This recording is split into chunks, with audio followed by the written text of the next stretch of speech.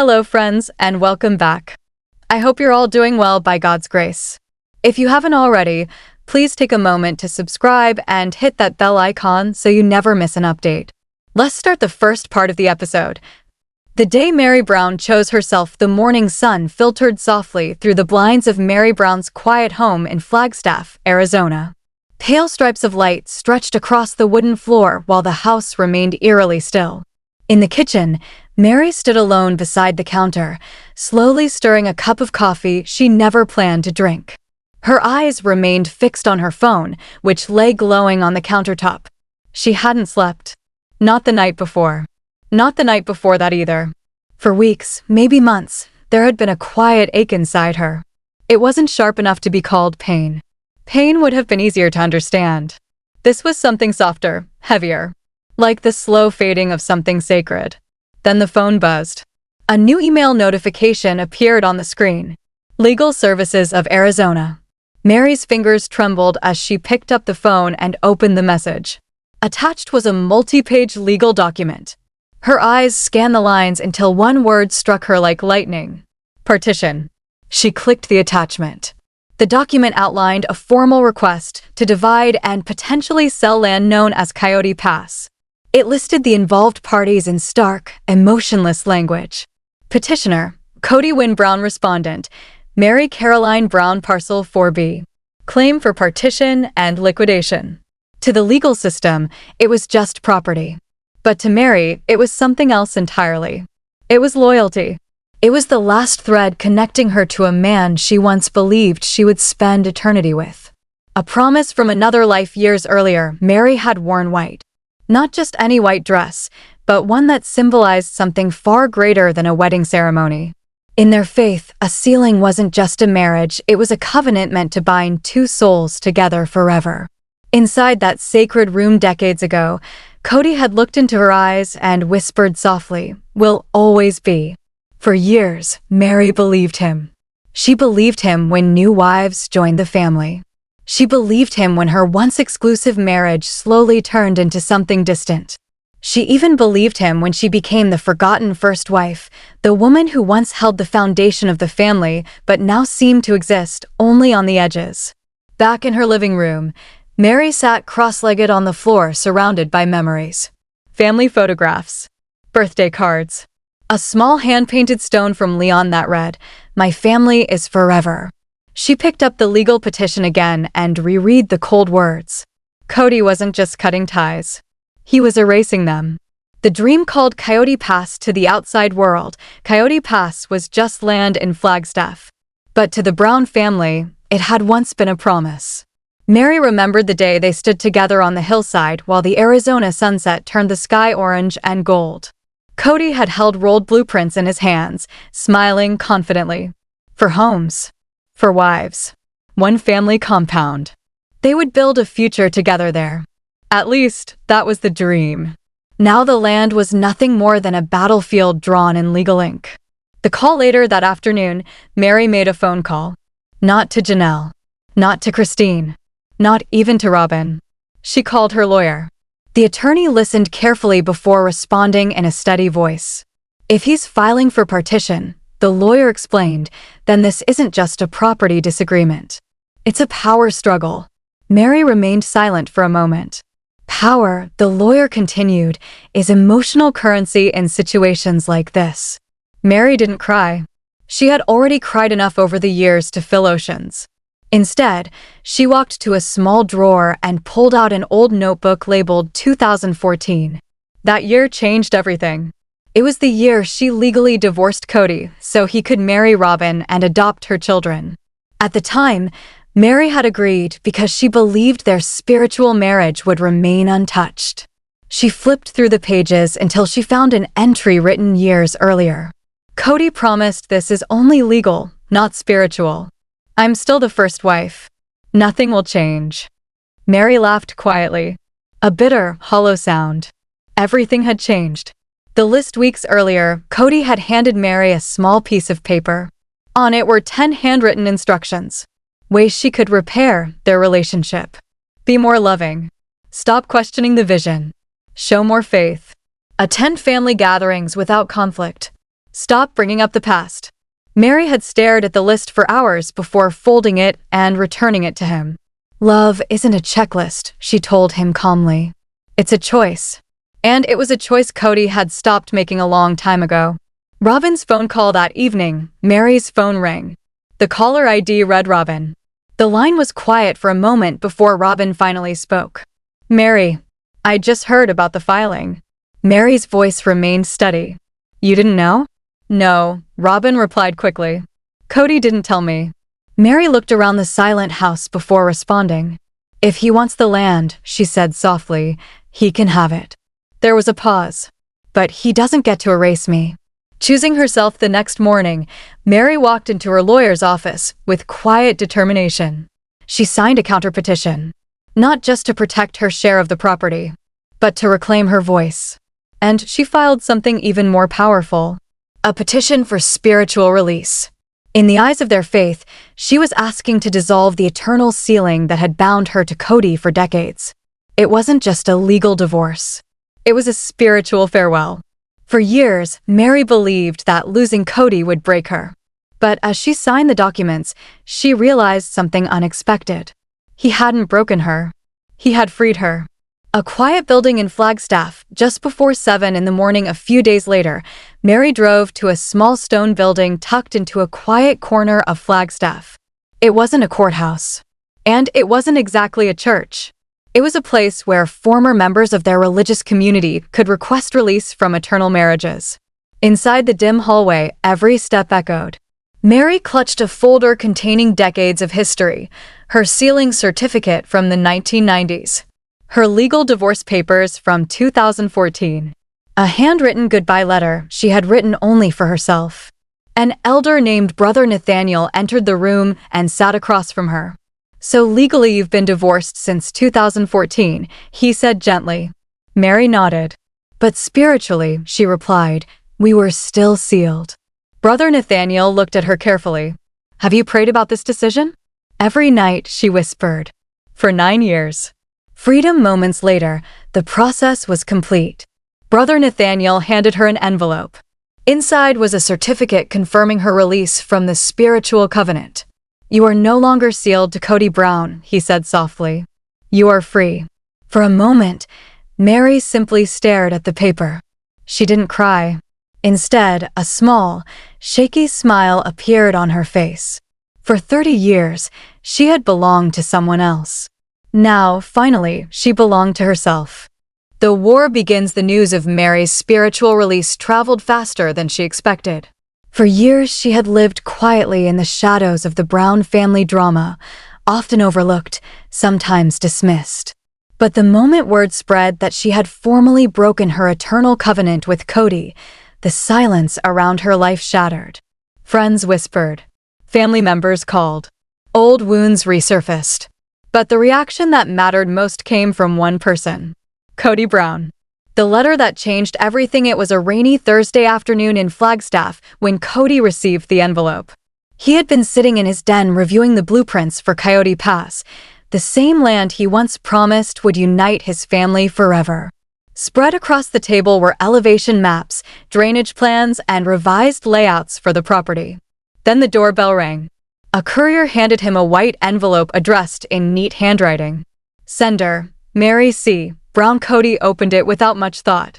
He expected a routine document, maybe a legal update or property notice. But the first sentence stopped him cold. This letter confirms that Meri Caroline Brown has been granted a spiritual release and is no longer sealed to Kody Brown in the eyes of the church. For a moment, he simply stared at the page. Not angry, not sad, just stunned. Because the truth was something he hadn't admitted even to himself. He never believed Meri would actually leave. For years, she had been the one constant in the background of his complicated family life. Even when their relationship grew distant, even when the love between them faded, Meri remained. She stayed quiet. She stayed loyal. And most importantly, she stayed. Now she had walked away from eternity itself. A phone call with Robin. Kody's first instinct was to call Robin. She answered quickly. Did you know she was doing this? He asked sharply. Robin hesitated. She called me, but it was after everything was done. Kody paced across the room, gripping the letter tightly in his hand. She blindsided me, he muttered. There was a pause before Robin responded quietly. You blindsided her first. The words hung in the air. Kody said nothing. Robin continued gently, maybe she's finally doing what you should have done years ago. Before she could say anything else, the line went dead.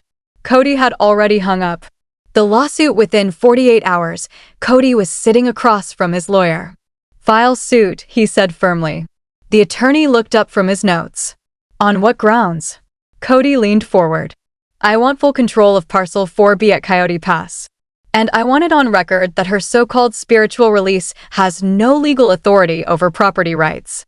In simple terms, Kody wanted the court to ignore Meri's spiritual divorce completely. To him, the unsealing meant nothing. To Meri, it meant everything. Meri's response across town, Meri sat calmly in her own lawyer's office while reading the court notice. Her attorney placed the document on the desk.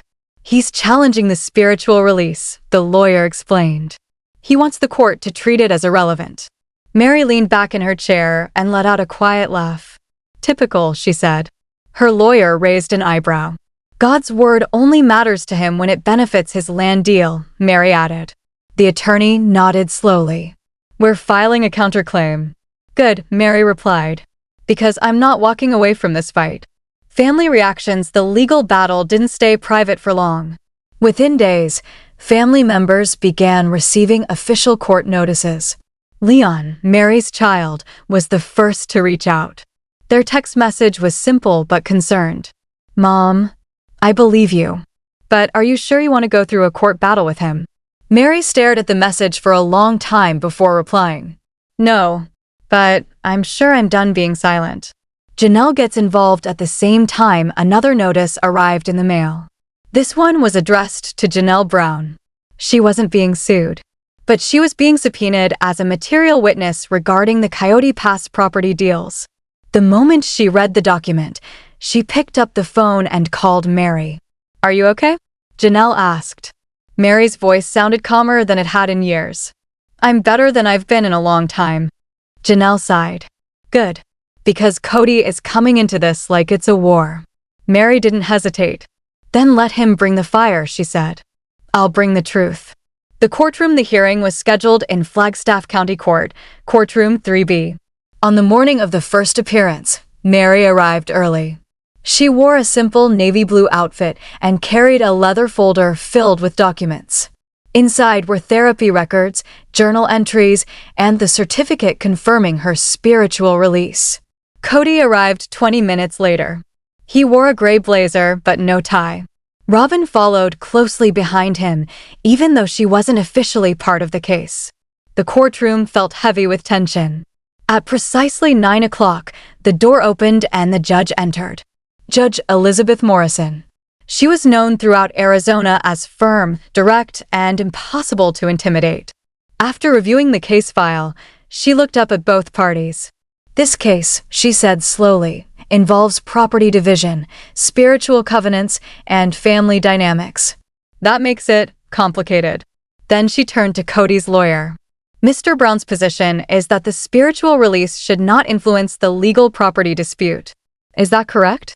Yes, Your Honor, the attorney replied. The judge nodded and turned to Meri. And Miss Brown, do you believe your spiritual release affects your connection to the property? Meri didn't hesitate. Yes. Why? Her answer was simple. Because the only reason I stayed connected to that land was him, she said calmly. He's gone. So am I. Evidence Meri's legal team presented a detailed timeline to the court. 1990, Meri and Kody marry. 2010, additional wives join the family. 2014, Meri legally divorces Kody so he can marry Robin. 2018, Coyote Pass property purchased. 2023, no progress on Meri's promised home. 2024, Meri files for spiritual release. 2 days later, Kody files to divide the land. Then they presented something more powerful. Screenshots of text messages. One message from Kody read, "You're not really part of the vision anymore." Another read, We haven't been a real marriage for years." The courtroom fell silent. Kody takes the stand when Kody finally testified. His voice was controlled but cold. "This is being dramatized," he told the court. "The spiritual element is irrelevant. This is about property ownership." Judge Morrison leaned forward slightly. "You filed your land claim 2 days after she requested spiritual release." "Yes." "Coincidence?" the judge asked. Kody nodded stiffly. The plans were already underway. Meri's attorney stepped forward. "Then why did you send her a message saying, 'You made your move, now watch mine'?" Kody said nothing. "A new battle." The judge closed her folder slowly. "This court does not rule on faith," she said. "But when religious commitments influence financial decisions and property agreements, they become relevant." She paused and looked at both of them. "I see evidence of a long-term relationship that influenced major financial decisions. And I see evidence that one party may have been excluded." The room fell silent. Because suddenly the case wasn't just about land anymore. It was about something far bigger. Truth. A voice at last that evening, Meri recorded a short video for her followers. Her voice was steady as she looked into the camera. "He didn't fight for the marriage," she said. "He fought for the property." She paused before continuing. "And that tells you everything you need to know." The testimony that changed everything. The courtroom was quieter than usual that morning. Outside, gray clouds rolled slowly over Flagstaff, casting long shadows across the courthouse steps. Inside courtroom 3B, tension hung in the air like an approaching storm. The previous hearing had shaken everyone. Kody's cold testimony, the text messages, the judge's growing skepticism. But today was different. Today, a new witness was scheduled to testify, and no one in the courtroom was prepared for the emotional weight that witness would carry. Because the next person called to the stand wasn't a lawyer, a neighbor, or a financial expert. It was Meri's child, Leon Brown. A child between two worlds. Leon walked into the courtroom slowly, their posture calm, but their eyes serious. For years, Leon had lived in the complicated world created by the Brown family's plural marriage. Growing up surrounded by cameras, family meetings, and shifting relationships had never been easy. But one thing had always remained clear in Leon's heart. Their mother had sacrificed more than anyone. As Leon approached the witness stand, Meri looked up from her seat. Their eyes met for just a second. In that silent moment, there was no courtroom, no lawyers, no cameras. Just a mother and child sharing the same quiet strength. Leon raised their right hand and took the oath. Then they sat down. The first question. Meri's attorney stepped forward. "Leon," the lawyer said gently, "can you describe your relationship with both of your parents growing up?" Leon nodded slowly. "It was complicated," they replied. The courtroom remained completely silent. "My mom was always there," Leon continued. "She worked, she cooked, she kept the family together, even when things were falling apart." The attorney glanced briefly toward Kody before asking the next question. "And your father?" Leon hesitated, then answered honestly. "He was present sometimes."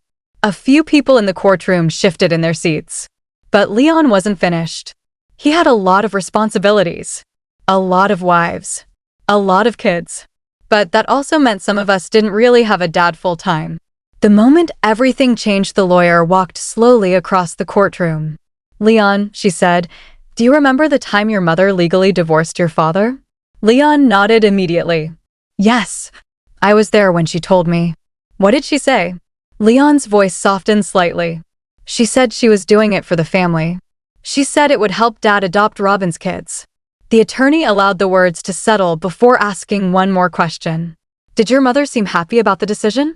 Leon shook their head. "No." The answer echoed across the room. "No," Leon repeated. "She looked like someone who was giving away something she couldn't get back." Meri lowered her eyes, fighting back tears. "The defense pushes back." Kody's lawyer stood up quickly. "Leon," he said carefully, "you love your mother very much, correct?" "Of course. And it's fair to say you would want to support her during this dispute." "Yes." The lawyer nodded slightly. "So your testimony may be influenced by your loyalty to her." Leon didn't hesitate. "My testimony is influenced by what I watched happen for 20 years. The courtroom grew still again. The attorney pressed forward. Did you ever personally witness your father mistreat your mother? Leon took a slow breath. Mistreatment isn't always yelling, they said. Sometimes it's silence. The judge looked up from her notes. Leon continued. Sometimes it's watching someone slowly disappear from a marriage while everyone pretends nothing's wrong. The text messages Meri's lawyer approached the witness stand again with a printed document. Leon, I'd like to show you a message your father sent your mother in 2022. She handed the paper to the witness. Leon scanned the page. Their expression changed immediately. Do you recognize this? Yes. Would you read it aloud? Leon swallowed before reading. We're not really married anymore. We're just pretending for appearances. Gasps spread quietly through the courtroom. The lawyer asked gently, how did your mother react when she received that message? Leon looked directly at the judge. She cried in the kitchen for 2 hours. Meri's hands tightened around the edge of the table. Across the room, Kody shifted uncomfortably in his chair. A judge's question Judge Morrison leaned forward. Leon, she said calmly, I have one question for you. Leon nodded. In your opinion, the judge asked, did your mother remain emotionally committed to this marriage long after your father stopped? Leon didn't even need to think. Yes. Why? Leon's answer came quietly. Because she believed promises were forever. The breaking point. Kody suddenly stood up from his seat. That's not fair, he said sharply. His lawyer immediately tried to calm him. Mr. Brown, please sit down. But Kody continued. This is turning into a character assassination. We're here about property, not feelings. Judge Morrison's voice cut through the room like a blade. Mr. Brown. The single sentence froze him in place. You filed this lawsuit, the judge continued calmly. You opened the door to the history behind the property. Kody slowly sat back down. But the damage was already done. After the testimony, when Leon stepped down from the witness stand, the courtroom remained silent. They walked past their father without looking at him.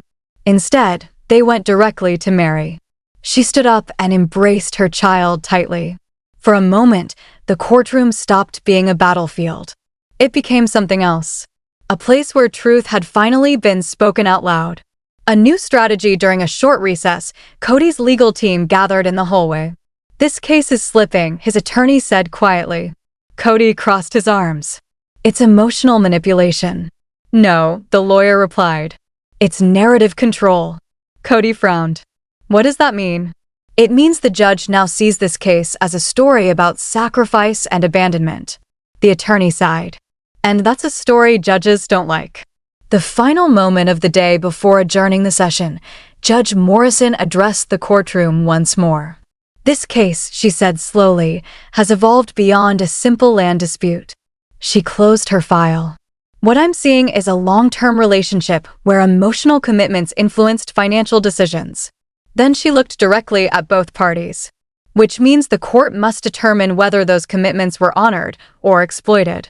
With that, she struck the gavel. Court adjourned until tomorrow morning. As people slowly filed out of the room, Meri remained seated. Her lawyer leaned toward her. That testimony helped, she whispered. Meri nodded quietly. Across the courtroom, Kody stood near the door, staring back at them. For the first time since the case began, his confidence was gone. Because something had shifted. The story he expected to control was now being told by someone else. And tomorrow, another witness was scheduled to testify. Someone who knew more secrets than anyone in that room. Kody Brown. Kody on the witness stand the next morning, the courthouse felt different. Word about the previous day's testimony had spread quickly through the hallways. Lawyers whispered near the elevators. Reporters waited outside the courtroom doors. Even the clerk seemed more alert than usual. Everyone knew something important was about to happen.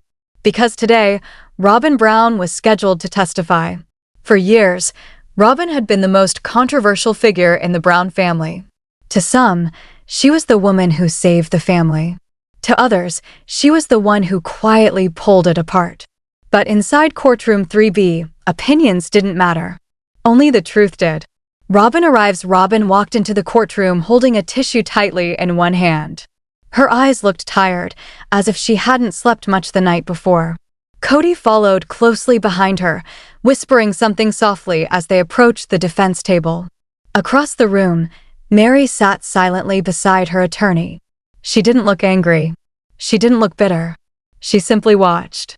After years of silence, she was finally seeing everything unfold in the open. When the clerk called Robin's name, the room grew still. Robin stepped toward the witness stand. Her hand trembled slightly as she raised it to take the oath. The first questions Kody's attorney approached first. "Mrs. Brown," he began calmly, "can you explain your relationship with both Mr. Brown and Meri Brown?" Robin nodded slowly. "Kody is my husband," she said quietly. "And Meri has always been important to our family." The lawyer continued. "Would you describe the relationship between Meri and Kody as a functioning marriage in recent years?" Robin hesitated. Her eyes briefly glanced toward Kody. Then she answered carefully. "They struggled, like many couples do." The lawyer seemed satisfied with the answer. "And the property at Coyote Pass, was it always intended to be shared equally among the wives?" "Yes," Robin replied. "That was the original vision." The defense attorney nodded and stepped back. From their perspective, the testimony had gone exactly as planned. But Meri's lawyer stood up next. And everything began to change. The cross-examination begins. Meri's attorney approached the witness stand slowly. "Mrs. Brown," she said politely, "I'd like to ask about the events surrounding the legal divorce in 2014. Robin shifted slightly in her seat. "You remember that event clearly?" "Yes," Robin answered. "Was it your idea for Meri to legally divorce Kody so that you could marry him?" The courtroom went completely silent.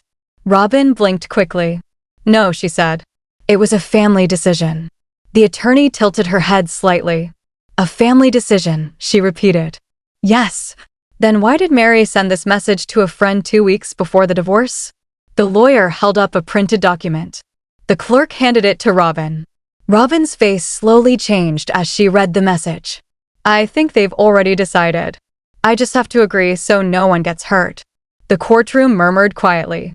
The attorney asked gently, "Does that sound like a shared family decision?" Robin swallowed hard. "I don't know what she meant when she wrote that." The pressure builds. The questioning continued. "Mrs. Brown," the lawyer said, "after the divorce, Kody legally married you. Correct?" "Yes." "And during that time, did Meri continue to contribute financially to family property?" "Yes." "Including Coyote Pass?" "Yes." The attorney nodded slowly. So Meri continued investing in a shared future even after surrendering her legal marriage. Robin shifted uncomfortably. "I suppose so." The lawyer walked a few steps closer. Yet in several text messages, Kody referred to Meri as not really part of the family anymore. Robin's eyes widened slightly. "I didn't see those messages." "Did you ever ask him about them?" "No." "Did you ever ask Meri how she felt about losing her legal marriage?" Robin looked down at her hands. "No."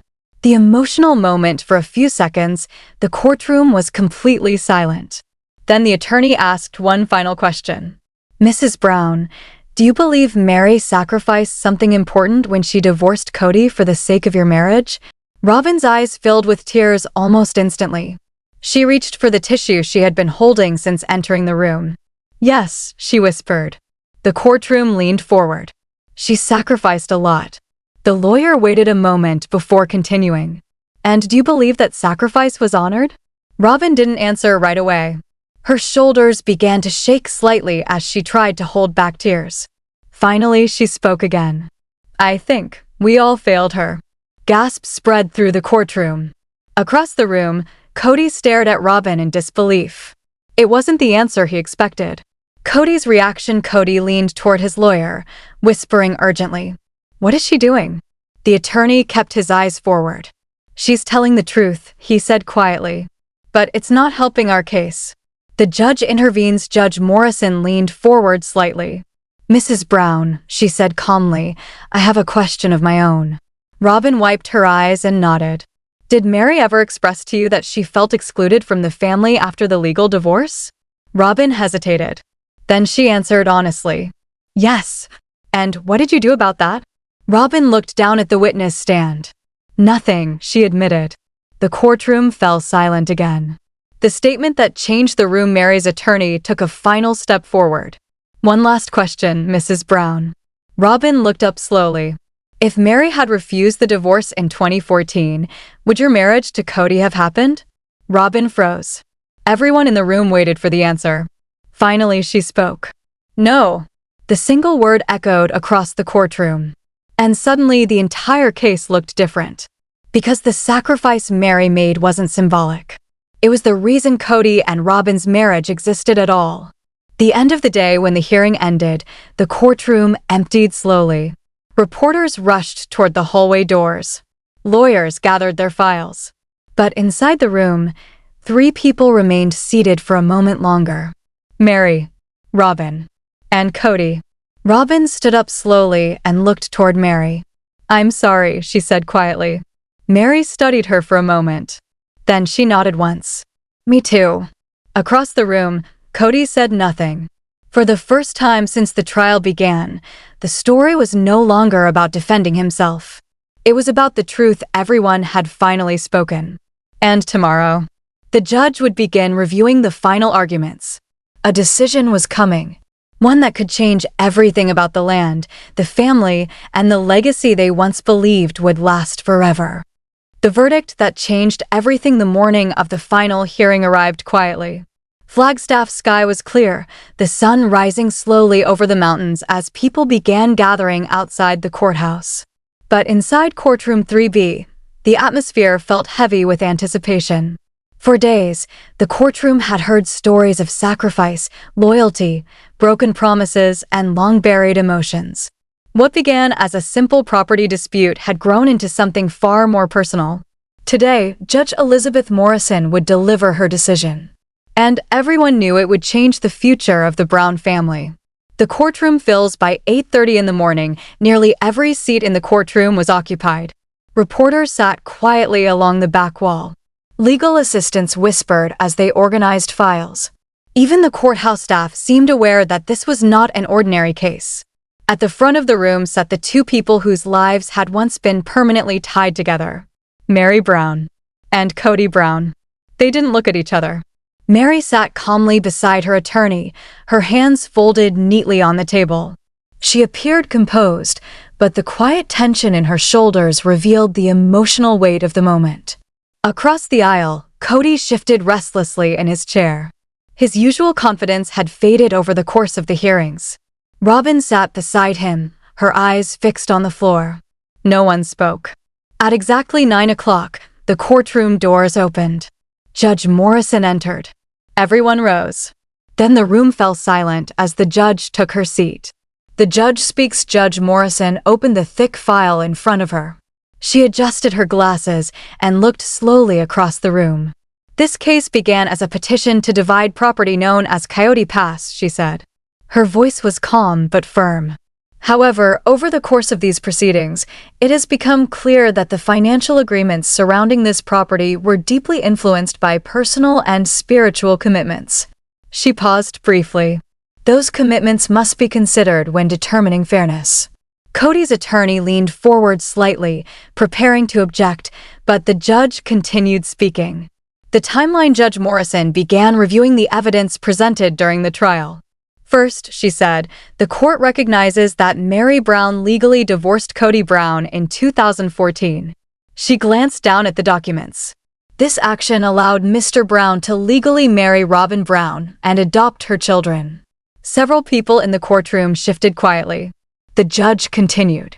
Second, the court acknowledges testimony confirming that Meri Brown continued contributing financially to the family and to the purchase of Coyote Pass after that divorce. She turned a page. Third, the court reviewed communications from Mr. Brown indicating that the marital relationship between himself and Meri Brown had effectively ended years before the current dispute. Kody's expression tightened. Then the judge spoke the sentence everyone had been waiting for. The decision, after reviewing all evidence, Judge Morrison said slowly, this court finds that Meri Brown's financial contributions to the Coyote Pass property were made in good faith under the expectation of continued partnership. The courtroom remained completely silent. However, she continued, the evidence also shows that this partnership was no longer being honored by Mr. Brown. Kody looked up sharply. The judge closed the folder in front of her. Therefore, the pause felt endless. This court denies Mr. Brown's request for exclusive control of Parcel 4B. A quiet wave of murmurs spread across the room. But the judge wasn't finished. The unexpected order, in addition, Judge Morrison continued, the court orders that Meri Brown retain full ownership of her current parcel and receive financial compensation for her proportional investment in shared development costs. Meri's lawyer slowly exhaled. Kody's attorney scribbled notes quickly. The judge looked directly toward both parties. This ruling recognizes that Ms. Brown's contributions were made under circumstances involving significant personal sacrifice. She paused again before finishing. And the court finds that such sacrifice should not result in financial disadvantage. The gavel struck once. The decision was final. The room reacts for a moment, no one moved. The words seemed to hang in the air. Then the courtroom erupted into quiet whispers. Meri closed her eyes briefly. Not out of relief, but out of something deeper. Closure. Beside her, her lawyer leaned in and whispered softly, "You did it." Across the aisle, Kody sat frozen in his chair. His face revealed a mixture of disbelief and frustration. He hadn't just lost the property battle. He had lost the narrative. Robin's reaction. Robin reached for Kody's arm gently. "It's over," she whispered. But Kody didn't respond.